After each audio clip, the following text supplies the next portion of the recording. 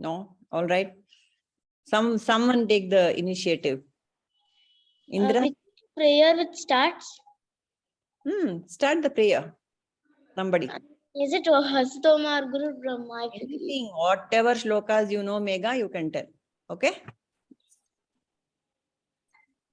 Asato ma satgamaya tamaso ma jyotirgamaya nityo ma amritam gamaya om shanti shanti shanti लोकाः समस्ताः सुखिनो भवन्तु लोकाः समस्ताः सुखिनो भवन्तु हरि ओम श्री गुरुभ्यो नमः हरि ओम वसुदेवसुतं देवं कंसचाणूरमर्दनं देवकी परमानन्दं कृष्णं वन्दे जगद्गुरुं व्यासाय विष्णुरूपाय व्यासरूपाय विष्णवे नमो वै ब्रह्मनिधये वासिष्ठाय नमो नमः. So good morning. Thank you all for joining this session on Bhagavad Gita. We are in chapter 3. And what were we discussing and what else do we want to know? Chapter 3 is about Karma Yoga, detailed. As if we didn't hear enough about Karma Yoga in chapter 2.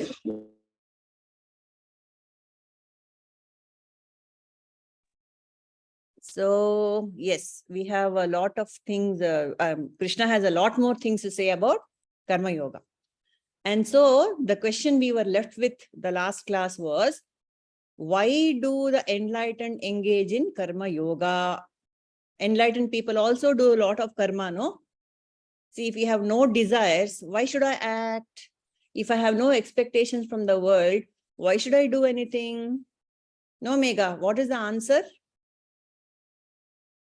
What did you understand?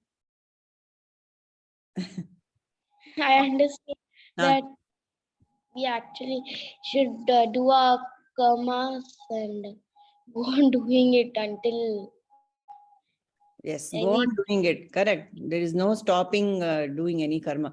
Even if I don't want to do karma, karmas keep happening. How? We are breathing, no.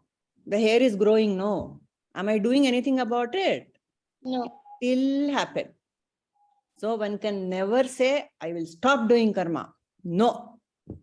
That means at the physical level, all karmas keep happening.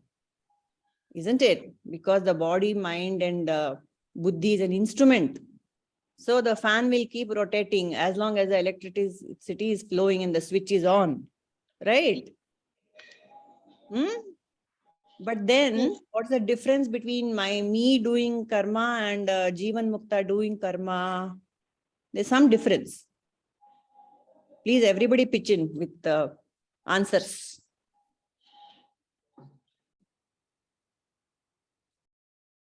Indira.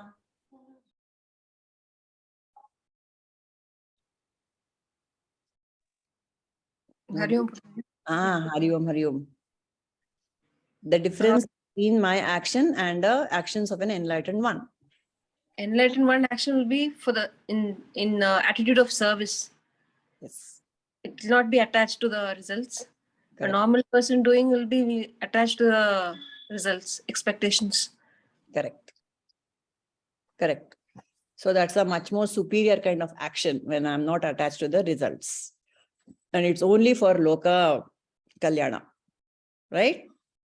Anybody else? One more point. Critical points.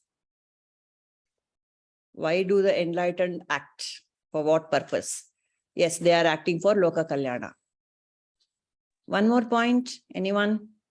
Kamala? So people can learn others. Yes, Pragati. Who said? One of you said. So that they can learn from, we can learn from them. Right. Yeah. They act for Margadarshana. We tend to follow the leaders, the enlightened ones. Yes, follow the leader. Right. So there's a saying, Yani yani krutarthasya lakshanani, tani eva sadhakasya sadhanani. That means the lakshanas that we see in the one who is blessed, the blessed one is the enlightened one. The lakshanas, the behaviors, the behavior of the enlightened master is the path shown for the sadhaka. Tani eva sadhakasya sadhanani. That is what my target will be. I should become like that. That is why we have all these icons and idols whom we revere and worship. So yeah, so Jivan Mukta, the way they behave, that's why it is so important to be in the presence of the master, it is said, or at least read about the lives of enlightened beings and know, because throughout our life we'll have these dvandvas. How should I behave? What should I do? What should I not do? Isn't it? So whenever I have a problem, I consult the book, which is the enlightened master's life. Right? Okay. So the enlightened master also acts because it's no good just being sitting there doing nothing. A very heavenly person, but he's of no earthly good. What's the use? Isn't it? So all of us have to do our bit.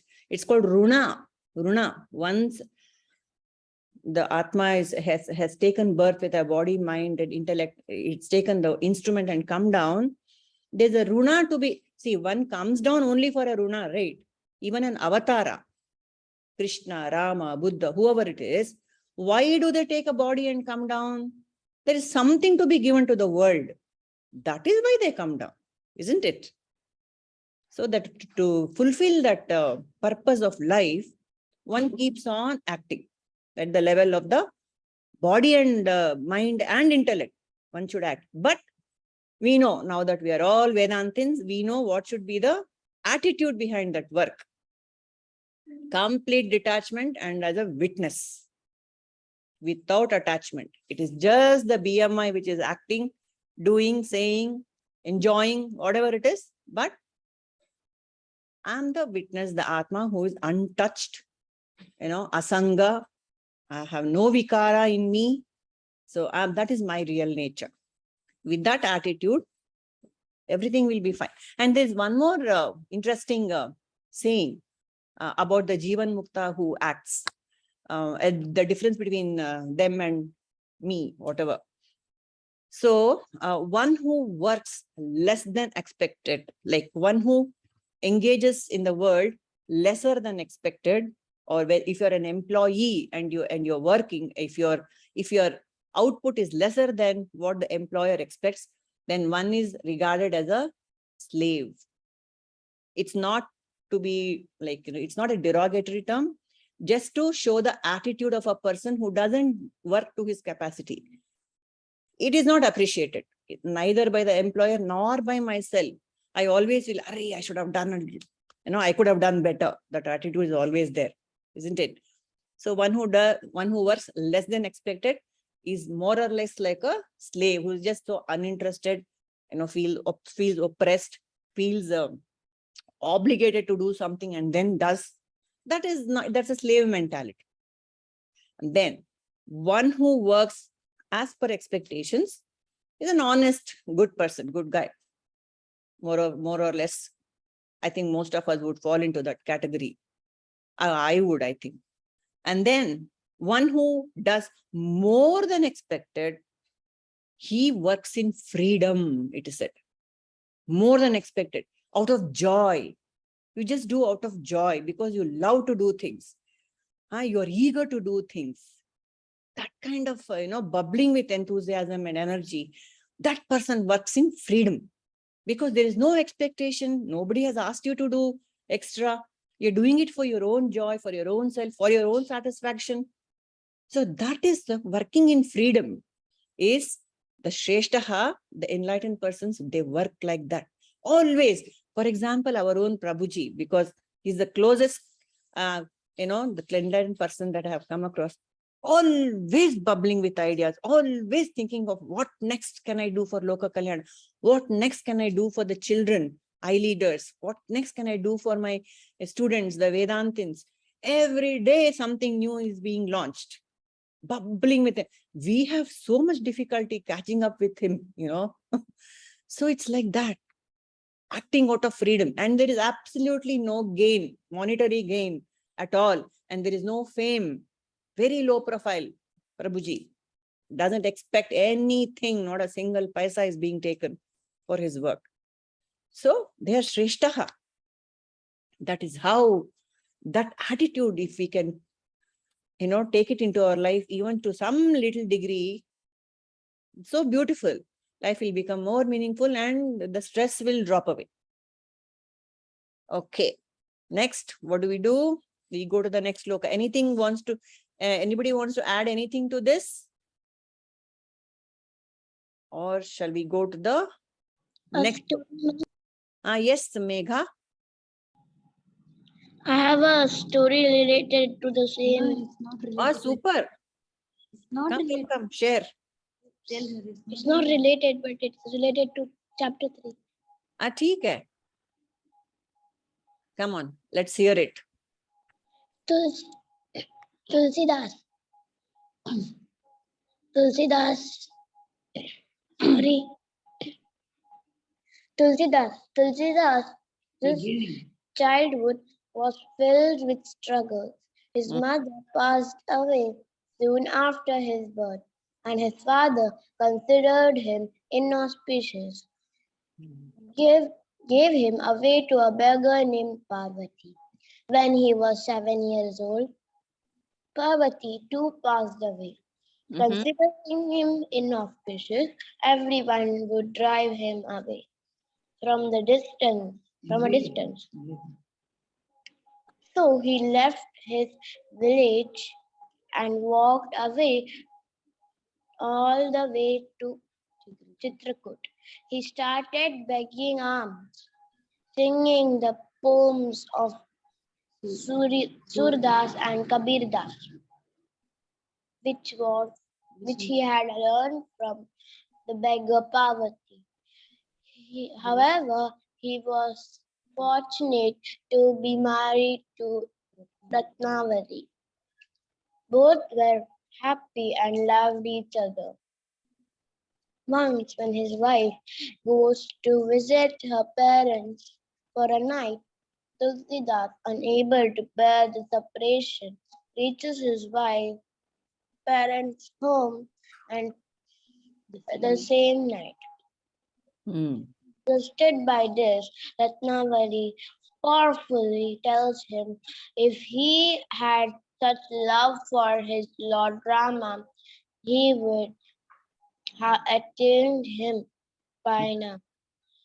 This changes his life, and he goes to Ayodhya determined to translate the Ramayana written by sage Valmiki into local dialect. Due to a great deal of opposition from the learned scholars of Ayodhya, he goes to Kashi, where Toderman, the finance minister of King Akbar, arranges for him to live comfortably. Despite the opposition from Kashi scholars, he composes Sri Ramachandra Manas. Yeah. which showcases an idea in Indian society to awaken the people from their slumbers of ignorance and selfishness. Very nice. Very appropriate story for Karma Yoga and how to act, how to convert my baser desires into a higher one, which is very, very apt for the next shloka that we are going to take up. Thank you, Megha. We will remember and recall this shloka when the particular, this story when the shloka comes up. Thank you so much, dear. Thank you. Thank you, ma'am. So shall we go to shloka number 27? We will do that.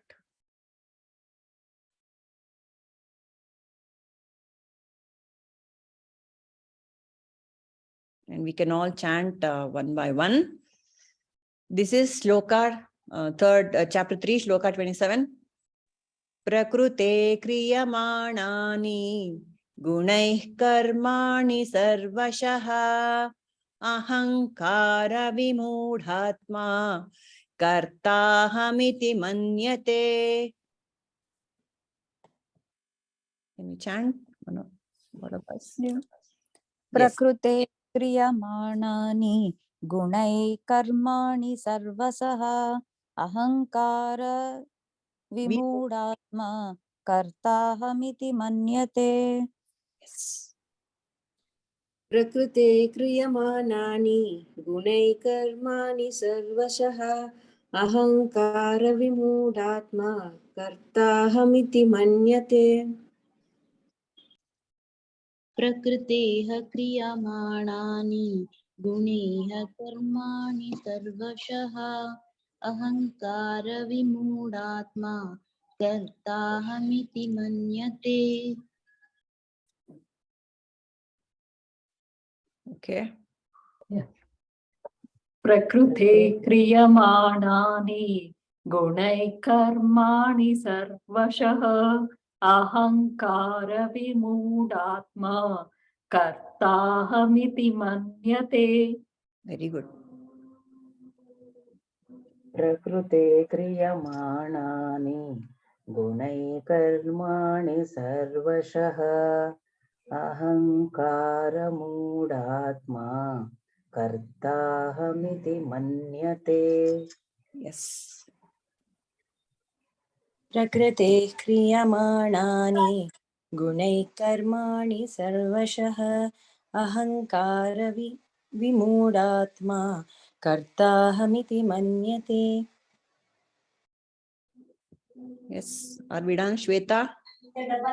प्रकृते क्रियमाणानि गुणैः कर्माणि सर्वशः अहङ्कारविमूढात्मा कर्तारमिति मन्यते. Shweta is done. Padmaja? प्रकृते क्रियमाणानि गुणैः कर्माणि सर्वशः अहङ्कारविमूढात्मा कर्ताहमिति मन्यते. Very good. Purnima ji, Sanvi wants to tell. Yes, yes, please. प्रकृतेः क्रियमाणानि गुणैः कर्माणि सर्वशः अहङ्कारविमूढात्मा कर्ताहमिति मन्यते. So beautiful, Sanvi. Oh, nice. We should not go after she has said it because she did such a good job. Oh, she's been trained in reciting the Gita from a very young age, but we can start now, Shweta. Go for it. I think I'll wait. You'll wait. I think all of us are done. Oh, okay. Sure. Prakrite kriyamanani. Sorry, the thing is my screen is not working out very well. So give me a Okay, second. never mind. It's really small. For some reason, when I extend, it just goes to a view where I can only see all the participants. Okay, never mind. I'll chant it again and you can repeat Okay. after me.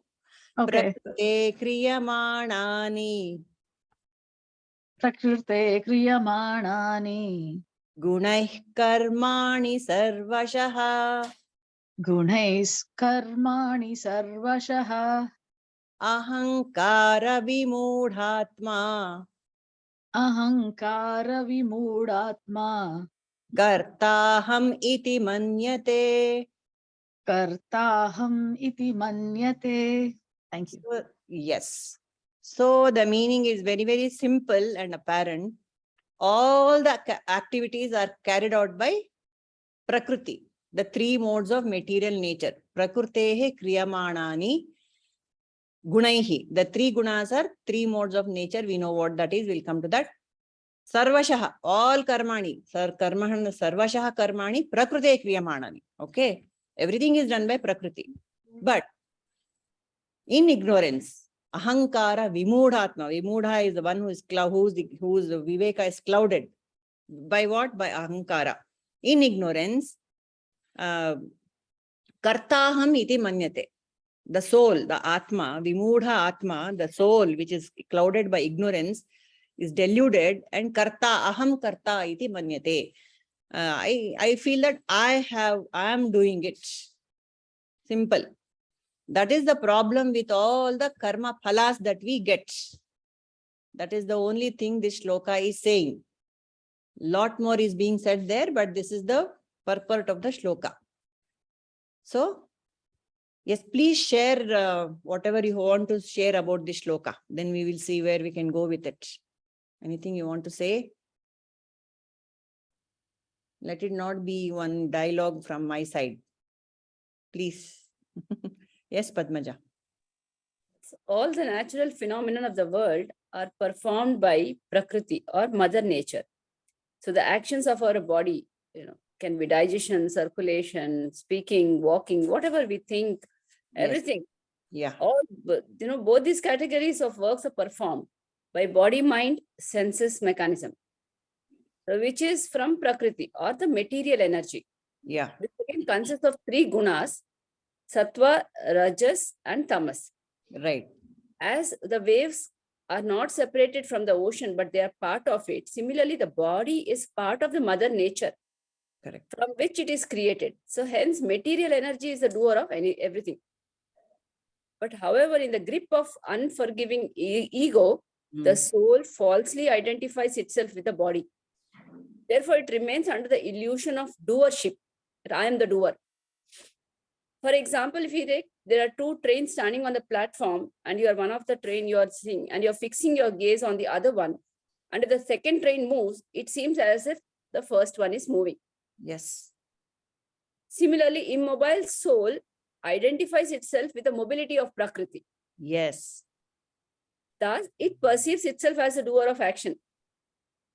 So the moment the soul eliminates the ego, the falsehood, and surrenders to the will of the God, it realizes itself as a non-doer. I am not the doer. I am not the body. So it realizes itself as a non-doer. The soul, it doesn't itself perform actions, but it does direct the actions of the senses, mind, and intellect. Yes. For example, the chariot driver doesn't pull the chariot himself, but he does direct the horses. Correct. And if there is an accident, we shouldn't blame the horses, but the driver. So the soul is held responsible for the actions of the body, mind, body mechanism, because the senses, mind, intellect work on receiving inspiration from the soul. So that's why we should direct it in the right direction. Okay. Yes. So lovely, all those lovely examples, like how that's exactly how we feel. The train example. I think all of us have experienced that. My train is stationary, but the adjacent one starts moving. I feel I am moving. Same with the boat when you're moving in a river and the 2 boats are moving. It is so natural and it is so naisargika. So Shankara says, naisargikoyam loka vyavaharaha. This kind of identification with I am doing things. It's very, very natural and it is spontaneous. So how to come out of it is the big question. Yes. Anybody else wants to share on this? Apart from whatever Padmaja said, does it feel as if, Prakriti is doing, I'm not doing? Is it easy to, come to that understanding? Shweta has left us. No, she's here. So it's kind of very difficult to every time keep remembering that, we are not the body and we are Atma. So I think that is where we keep forgetting that all the activities are being automatically carried out by Prakriti and not me.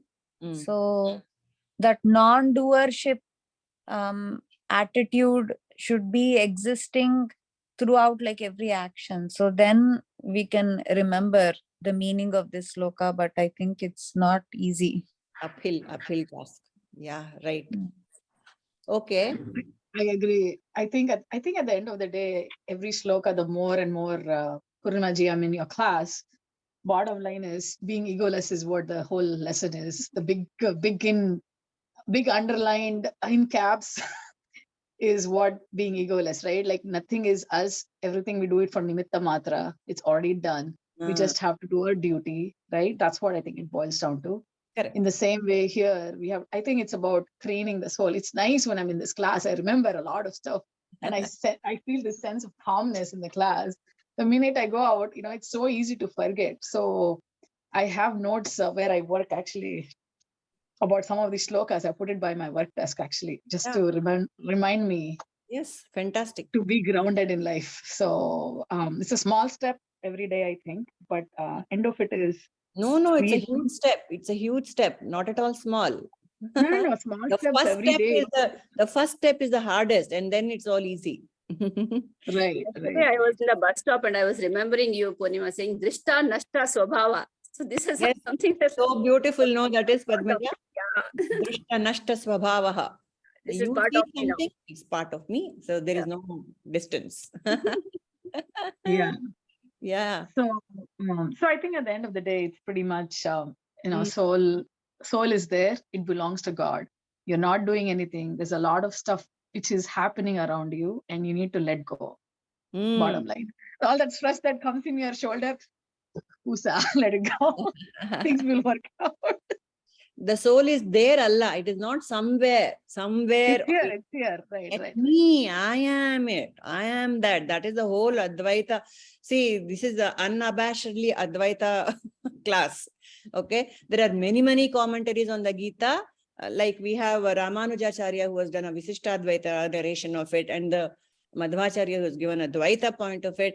And what Padmaja is reading is the Dvaita part of it, which is fine because Bhagavan here, Krishna, in the whole of the Bhagavad Gita, takes several positions. Sometimes he talks as the, Supreme Brahman. Sometimes he talks as the Bhagavan Krishna, who's the Avatara. We have to, understand from where he's coming from all the time. Yeah. It's very beautiful, actually. I agree. I mean, it's taking me a lot of time to digest it, but but every time I feel like even 1 ounce gets digested, I think I'm happy. Yeah, absolutely. That's how it is, because it's quite a lot to take in, right? So one thing which came in Padmaja's commentary is the soul does. The soul does something. Does the soul do anything at all? Let us just dwell on that for a moment. What does the soul have to do, Padmaja? What are we actually saying when we say the soul does things? The soul does direct the actions of senses, mind, intellect. That's what you're saying, right? That's what the commentary said. It is perfectly fine because it's said by a Mahatma, but we have to understand what it means. I mean, there is no God over there sitting and directing stuff, is there? No, not in Sanatana Dharma, we don't have such a God. So I can take a stab at it if that's okay. I think based on what Padmaja's explanation was, right? What I liked was the chariot and the horses piece, right? So you have the charioteer who's directing the horses. If there's an accident, right? It's not the horse's fault, it's the chariot's fault. In the same way, Krishna, I think in one of our chapter 2, where he talks about the horses as the senses, the charioteer holding it, our mind, where he relates that to our mind, body, and soul. Same way, the soul is there, learning, being in dharmic way, doing our dharma, what he teaches, karma actually, doing our karma every day, following the dharma is what's going to, that's how the soul can direct the senses, right? So that's how I understand it. Yeah, all understanding is going in the right direction, definitely. But the soul is akarta. In Advaita, the soul, the Atma, the Paramatma is akarta. It doesn't do anything at all. And it is completely, that's the Chetana. Does the sun do anything for the plant to grow? Nothing. The sun just shines. Yeah. Like that. So God or Paramatma or Brahman or the soul or whatever, it's simply there and it's just lighting up the whole thing. That is the drushta. That is the drushta nashta. Like, everything vaporizes in the light of the sun. Like that, everything what the Paramatma or is just the witness of the Sakshi. The very name witness, the very term witness implies that not doing anything, just watching detachedly. Isn't it? So this is the crux of Advaita, which, we should dwell on it a little more. The Sakshi is doing nothing. it is completely Chetana. That's the one which is enlightening. It is throwing light on everything. The Sakshi is me. Let that come later if you wish. And then the so-called instruments, the body, mind, even the mind and the body, mind and the intellect and everything, the Jagat itself is the instrument, is Jada. It doesn't have life on its own. The moment the prana shakti stops flowing in me, I am also Jada. This so-called body, mind is also Jada, isn't it? So the Jada doesn't have the intelligence to do anything. The intelligent cause will not do anything. So what's happening here? Do you appreciate the confusion or the paradox in this whole thing? Yes. Does it strike you, people? Isn't it fantastic? There is no doer, yet things are happening. The one which seems to be doing does not, is not capable of doing anything without the intelligent cause.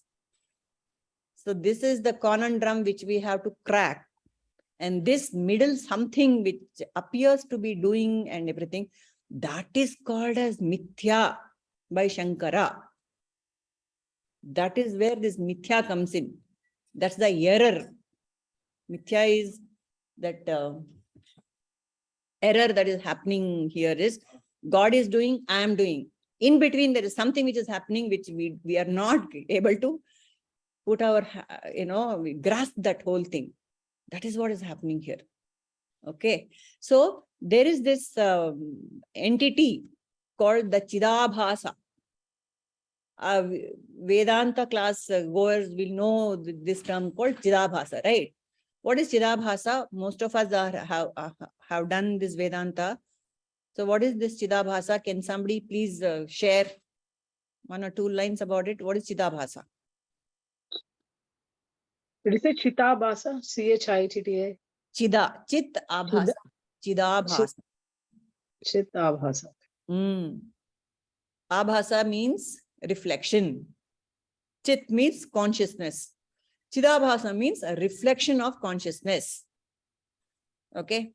So unless there is a reflecting surface, this consciousness, what I'm seeing now is because of light, isn't it? Light of consciousness, Atma Jyoti. So the Chidabhasa is like looking at my face in the mirror. So unless there is a mirror, I cannot see my own face. Right? So Brahman cannot see itself unless there's a mirror. That mirror is my mind. The active, sentient mind is the reflecting surface for Brahman. That is how Brahman is reflected through me. Through the me is the body-mind complex. Isn't it? Right? So that is where all the error happens. While looking at my face in the mirror, the quality of the mirror is very important. The mirror is equal to mind, or the Antahkarana it is called in Vedanta, right? Antahkarana is Manas, Buddhi, Chitta, Ahankara. The mirror is the Manas, Buddhi, Chitta, Ahankara of that particular entity or Jiva. So when the reflected surface, the reflecting surface has some, dust or, impurities or imperfections in the reflecting surface, the reflection is also distorted. Yes or no? Yes. That is the whole, that's the turning point here. When the pure consciousness is reflected through the body-mind complex of the Jiva, the reflected consciousness, which is nothing but, nothing has happened to the pure consciousness. You're standing safely on this side of the mirror, but the reflection is distorted. That is where the distorted reflection, the me who I'm standing in front of this side of the mirror, I confuse the distorted reflection as myself. Because I can see only that. I can see only the world with all its impurities. I can see, I can see a lot of imperfections because the reflecting surface is imperfect. That's the whole crux of the matter. And the Chidabhasa mistakenly identifies with the reflected image. Whereas by myself, I am perfectly beautiful, pure. Nothing is happening to me. Everything is happening on that side of the mirror. Can we wrap our mind around that? Complex. Yeah, it's so complex. That is why it's so beautiful. Otherwise, how will you reconcile it, Shweta? I mean, huh? Yes, I know. Just think I'm trying to about it. think through this. I think we have to ensure that the mirror is clean as much as possible. Yeah. The class helps with cleaning the This mirror. is what we are doing in this class. Cleaning the mirror. Yeah. Cleaning. Yeah. Chitta Shuddhi. It is So, called. Chitta so Shuddhi. Purnimaji, so the question for you is, does that mean, I know we kind of talk about mind, body, and consciousness, right? But we also talk about soul as a separate, and then all of these, the other, some of the other translations, what we kind of read and try to understand, it talks about soul not doing anything. So are you saying mind is the one which is seeing through the mirror reflection? So at the end of the day, mind is the important thing here, because that's how you understand, and that's how a soul can get ahead or go behind. Is Yes. that what the big gist is here? Yeah, absolutely. The individual antahkarana that each of us have, the antahkarana is the manas, buddhi, chitta, hankara, mind, intellect, and manas, mind, buddhi, intellect, chitta is memory, ahankara is the ego. So these four, they are a bundle, they are bundled together, and they are called the antahkarana. Antaha means inner instruments, because it cannot be seen. The bahya karana is the gross body, the limbs, all that is the bahya karana. The outer instruments is the gross body, and the inner instruments is the antahkarana. So the antahkarana is very, very critical here, because it differs from each person to person, each jiva to jiva. The antahkarana differs. Why? Prakrute kriyamanani gunaihi. Here comes the guna. Each jiva has a combination of the gunas. What are the gunas? Sattva, rajas, tamas. We all have that in different degrees, in different proportions. That is what impels the jiva to act in such and such a manner. The very famous example given by all Vedantins across the world is about Ravana, Kumbhakarna, and Vibhishana. Okay, Ravana, Kumbhakarna, complete tamas. He is the embodiment of tamas. What is tamas? Absolute. In one sense, it's complete ignorance. At the physical level, it is complete laziness, sloth, with sloth and laziness, with it's completely living at the physical level and with the basic instincts. What are the basic instincts? Ahara, Nidra, Bhaya, Maithuna. They are called the basic instincts, which even amoeba has that, or from the single-celled creature to the highest being, like the human being, the basic instinct, which is in every little cell. That is how Prakriti perpetuates itself. Ahara, food; Nidra, sleep; Bhaya, fear; Maithuna is the instinct to propagate itself. Lust. Right? So Kumbhakarna represents that. All he does ever is eat and sleep, eat and sleep, eat and sleep. He is complete tamasic in nature. He represents tamas. And then we have Ravana, rajasic in nature. Always doing. He cannot, he's the doer. That's it.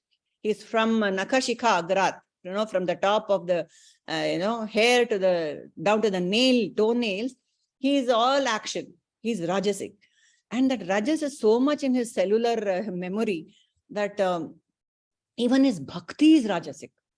His bhakti is also rajasic. He wants Kailasa. He wants Shivalinga. He wants to take the Shivalinga and go to his Lanka. Shiva says, get lost. So he shakes Kailasa, the whole Parvata he shakes. And then he does tapas, such a rajasic tapas. He tears out his intestines and does a Rudraveena, it is called, and he starts playing the Rudraveena with his intestines, for God's sake. So that is the Rajasic Bhakti. Most Rakshasas demonstrate that Rajasic Bhakti. You know why that is so Rajasic? Because it's completely selfish in nature. Nothing to do with Loka Kalyana. Everything I want for me, myself, my glory, my achievement, my accomplishment. I want. That is the Rajasic Bhakti. These people demonstrate even towards God. And most of us, we are Rajasic in nature because we do things for our benefit most of the time, which is perfectly valid. Nothing is wrong with it. But that kind of Rajas, extreme Rajas, is demonstrated by Ramana. And then we have Vibhishana, he is completely Sattvic in nature. Sattvic. Okay, he wants world peace. He wants everyone around him to be happy. He has a very clear this thing of what is Dharma, what is Adharma. His Viveka is completely, in action. He knows, this is right, this is wrong. Therefore, he crosses over to Rama's side so that he is not aligned with Adharma. So that is Sattvic nature. So Prakrutehe Kriyamanani, all these gunas are the ones which compel the jiva to act in such and such a manner. Prakrute Kriyamanani Gunaihi Karmani Sarvashaha. Ahankara Vimudatma Kartaham iti Manyate. Ahankara. Now, what is Ahankara? We need some definitions here, because there are several misconceptions we have about this Ahankara also. What is Ahankara in common parlance? Anybody? What is Ahankara? Ego. Ego, correct. Ego is fine. I, me, myself. I, me, myself, correct. I, me, myself is Ahankara. Ego is Ahankara. So what does this ego do? And Ahankara actually in the way we use it in local language, Ahankara means arrogance. It is not. That is not what is being implied in this shloka. That is not implied in Vedanta at all. Ahankara does not mean arrogance at all. Ahankara is just the thing which says I. I meaning this personality with the CV, with the resume. I am so and so, I am a mother, I am this, I am that. That I is called as Ahankara. That's all. It does not mean arrogance or, overconfidence or self-confidence, nothing of that sort. Maybe falsehood identity, identifying oneself. Correct. The false identity with the BMI is called as Ahankara, which is the function of the ego. Antahkarana. Ahankara is a very, that is the crux of the whole thing. In the Antahkarana, Manas, Buddhi, Chitta, Ahankara. Ahankara is the one which actually does nothing, but except claiming, I am the Manas, I am the Buddhi, I am the Chitta, I am the, Deha, Sharira. Just claims, that's all. Ahankara is the one which glues it all together. Nirmala is here and she is very quiet. Okay. All right. So, Ahankara Vimudhatma. The Vimudha, the clouding of the memory happens in the mirror stage. The reflecting surface has got all these vasanas. The memory, the chitta comes here. See, when the body goes away, the gross body drops away, the subtle body is carried on with all the impressions, the manas, the intellect, and the chitta, most importantly. That is how the vasanas are carried on from, from body to body, from generation to generation, from lifetime to lifetime. The vasanas are carried on because of the chitta. It's a package deal. The subtle body goes and then appears again in another new body. That is how when we see a child prodigy, who can sing very beautifully or play the veena very beautifully, or, he's a born athlete or whatever it is, that is because of the strong vasanas being carried by that jiva through lifetimes, And the best part is this Vedanta, what we are doing, that is definitely going to come with me. See, for that, for this worldly knowledge to be carried on and manifested in the next lifetime, the correct set of circumstances have to be there for it to sprout. So you don't know how long you'll have to wait till that jiva gets a chance to express those, proclivities. Whereas this knowledge, when one who's aligned towards this Vedanta or knowing my real nature, immediately you are, because that is the right path to go, you immediately from the side track, you come onto the highway straight away. In the next opportunity you get, immediately we can take off. We are on the highway. This is the Raja Marga. Bhagavan says in the Gita, this is Raja Marga. This path of what we are knowing my own self is Raja Vidya, Raja Gufya. It's a secret and it is a Raja Vidya. So you get priority. All the other little worldly knowledges, wait, the Raja is coming. The one who wants to know his real self is coming. So make way. So immediately the next set of circumstances is ready for me, for us to carry on with this inquiry. Isn't that so beautiful and reassuring? Yes. Yeah. Shweta. Yes, it is. Yes, Nirmala. If, see, you have certain software, certain things you can put in a particular computer. Correct. If you have an advanced certain things, you can put it in a very latest computer only. Okay. So this is the highest knowledge. Yes. So now you have to get a human body and you have to be implanted in that body. So next Janma, you are assuring yourself that you get a human body. Minimum. How do you know? Because you are already, proficient in all this. You have to get a body like that. I cannot be an animal and a Vedantin. I cannot be a tree and be a Vedantin. Yes. I cannot be a stone and be a Vedantin. Right. For being a Vedantin, I need to have a minimum advanced human body. Yep. I cannot have a handicapped human body. I have to be picture perfect body to be implanted. So that you have assured. Yes, we have assured. Another thing I want to tell you is beautiful is imprint. You say, no, the imprint is called a vasana. Okay.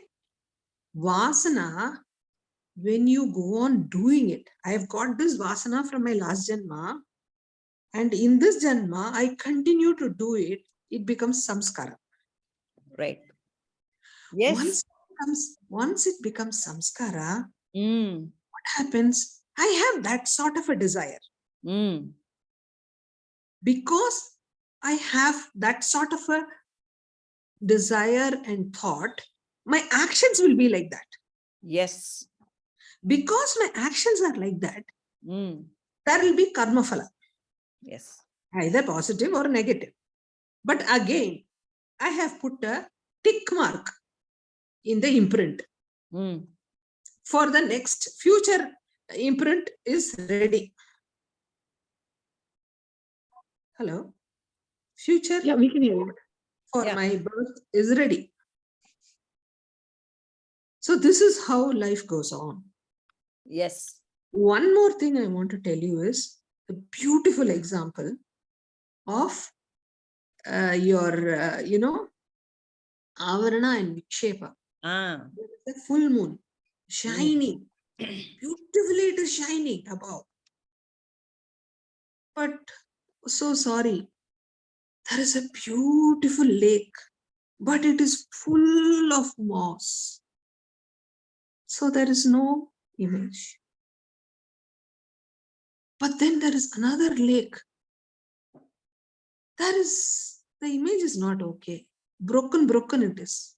Because there are ripples. Yeah. So you need a lake with no moss, no ripples. Then only the reflection will be perfect, picture perfect. Yeah. Right. Correct. So well put, Nirmala made so many things very clear here about what happens, how the sanskaras are created. So we are all creating the right sanskaras here. So the vasanas are there, but then that has to be converted into the right sanskara. Vasanas are very basic. All of us have. But the sanskaras is free will. We can exercise our free will to, cultivate the right, vasanas. Convert the vasanas into right sanskaras. So that somebody has raised a hand. Shweta, yes, please. Yeah. So can you explain what a sanskara means actually? Samskara means,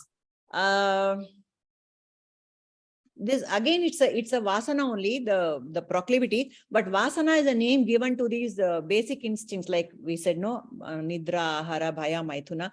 Those are the vasanas which is given by default. No, these vasanas of survival, of eating and sleeping and all that, they are vasanas. And those vasanas also, we have strong vasanas, like I love coffee. That's a coffee vasana. And these vasanas, if they are not in control, they become a sanskara. They become a deeper scar on the chitta. See, we have many memories, but some of them are very strong. Why? We dwell on that more and more and more.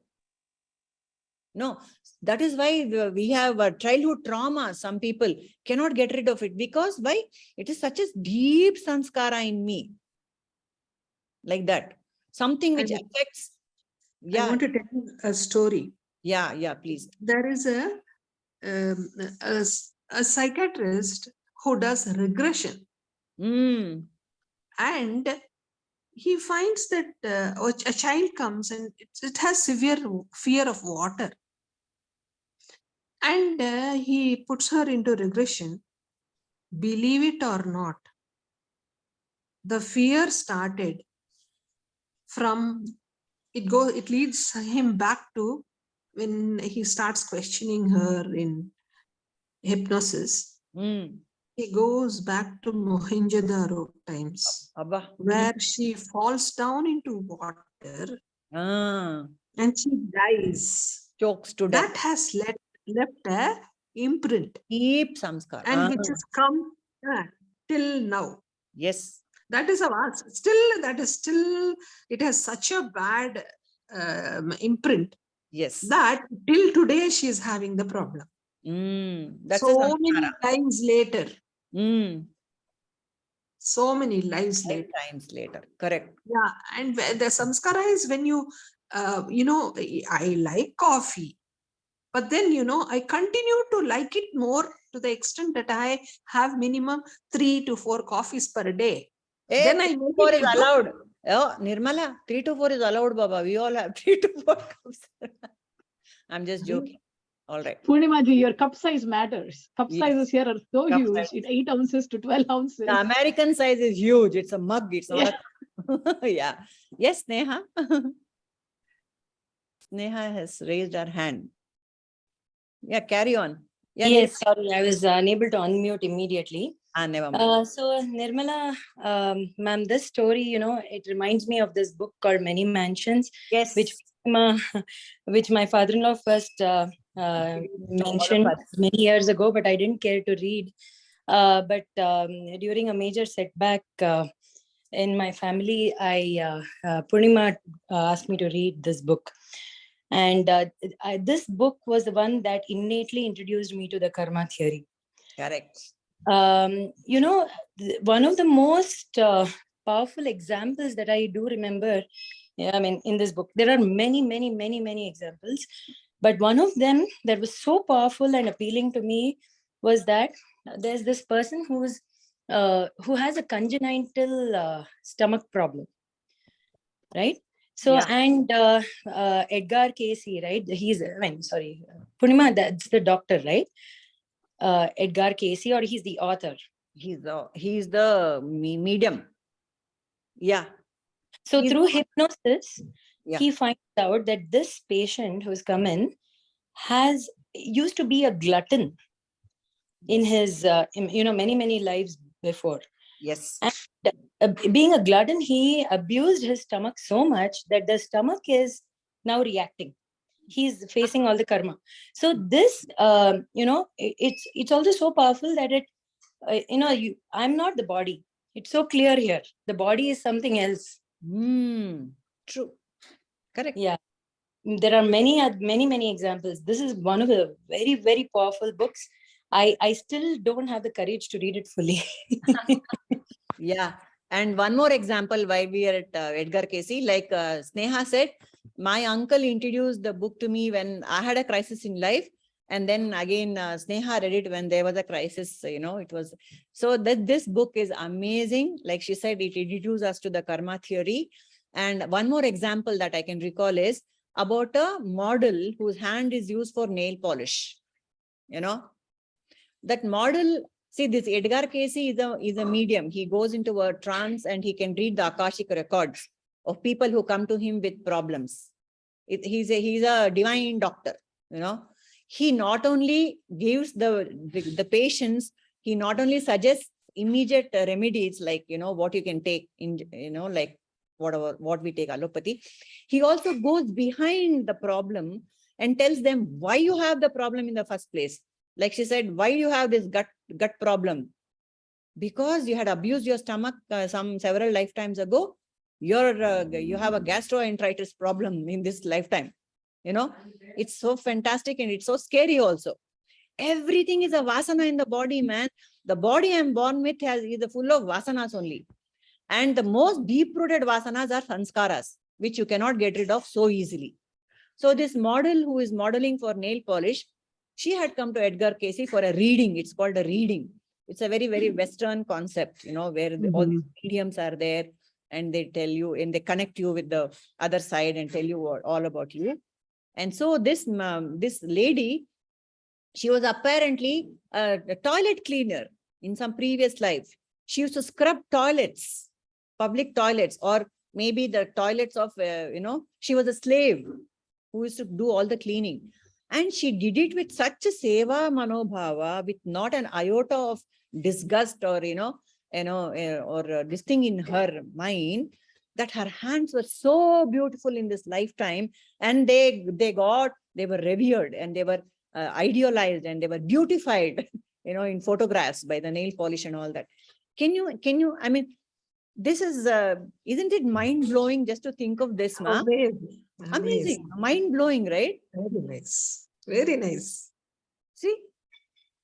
So these are the kind of things you can read in this book. That is what they say, no? That throughout your life, when a lady is doing her job perfectly to the best of her knowledge, yeah, next janma is sannyasa for her. Yes, karma sannyasa. Because she has been patient, tolerant, affectionate, doing her duty sincerely. Yeah. You become qualified. Yeah. To get the sannyasa position next janma.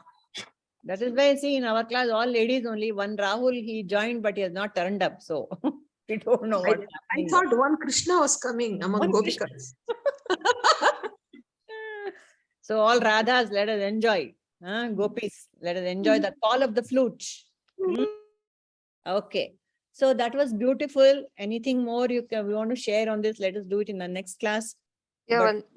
Yes, Indra, carry on. I just want to ask how to get rid of this vasanas, Purnimaji, then. If it is going to continue for lifetimes, then how to get rid of? That's what we are studying, no? First, four dharmas are given, yogas. First, we have to recognize that we have a problem. Yeah. Then we have to start finding solutions. And okay, if I am tempted to coffee, okay, I'm having 4 coffees, let me have 3. Let me have 2. Let me have 1. Yeah, see, also there is, again, we have said this several times, Bhoga Vasana and Bandha Vasana. Yes, Neha? By converting our deeds into good deeds, we can ride over our vasanas, right? The bad ones. Convert all vasanas to only one vasana. I want God. That's it. That's it. Simple. That's what Krishna says in this whole chapter on Karma Yoga. Says how to convert your vasanas into the right action. Yeah, perfectly said. Once you start getting interested in some particular thing, the others will automatically follow. The lower will give, once you catch hold of the higher, the lower will drop off. Take the highest. Don't take the medium one. Take the highest, so that at least you'll read that. If you aim for the sky, you'll at least reach the treetop. 1 mg once a day. That is the title, Nirmala. You missed that. That's the title of our presentation, Dharma Ksehtra presentation. 1 mg once a day. 1 shloka once a day. Or Amazing. the Gita Purana, there is something called the Gita Mahatmyam. This I came to know only when I was researching for this Dharma Kshetra presentation. There's something called the Gita Mahatmyam, in which Lord Vishnu himself praises his own Gita. Okay. And he says, I'll just read that bit because it is very beautiful. Okay, where is it?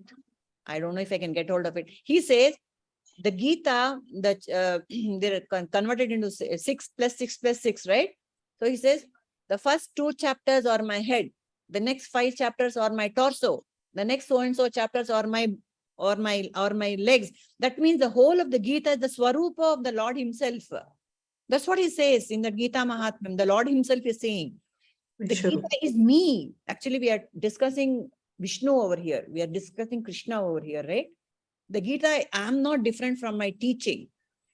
And it is said that if you consider, for example, in Bhakti Yoga, they say, the japa, the mantra that you get is nothing but the Lord himself.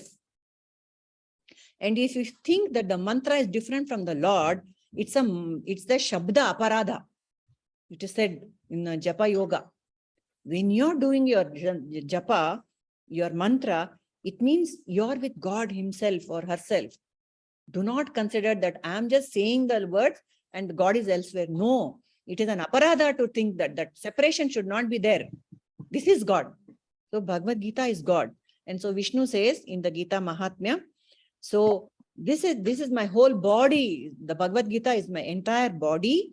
And if you can chant 1 shloka a day, or half a shloka a day, or even 1/4 of shloka a day of the Gita, then I will take care of you. Done. So that is 1 mg once a day. He's promising. He's promising. He is assuring. Yes. That's what we are doing, and we are all safe. That Vahamyaham and Dadamyaham story. Yes. You have said it to people? Yes, I have, but we can come to it again, I'm sure. It's 8:10. No. Next class. Yeah. Do you know that story of Dadamyaham and Vahamyaham? We'll come to it when we come to the shloka, na? Okay. Yogakshamam Vahamyaham. No. Does he If Vahami you or say it Dadami? only once, it is not useful. Not You'll useful. repeat it so that it just sinks, and we You are have right. a wonderful Right. effect. Yes, We'll Nirmala. have it in the next class. Yes, because it's already Sorry. 8:10. I guess I know. people have got I'm sorry. to fulfill. Not at all. You don't say sorry. All right. Bye. Wonderful. Yeah, let's close with the prayer. Nirmala, come on. Closing prayer. Om Purnamada Purnamidam Purnat Purnamudachyate Purnasya Purnamadaya Purnamevavashishyate. Om Shanti Shanti Shanti Loka Samastha Sukhino Bhavantu. Loka Samastha Sukhino Bhavantu. Loka Samastha Sukhino Bhavantu. Om Shanti Shanti Shanti. Harihi Om Shri Krishna Arpanamastu. Harihi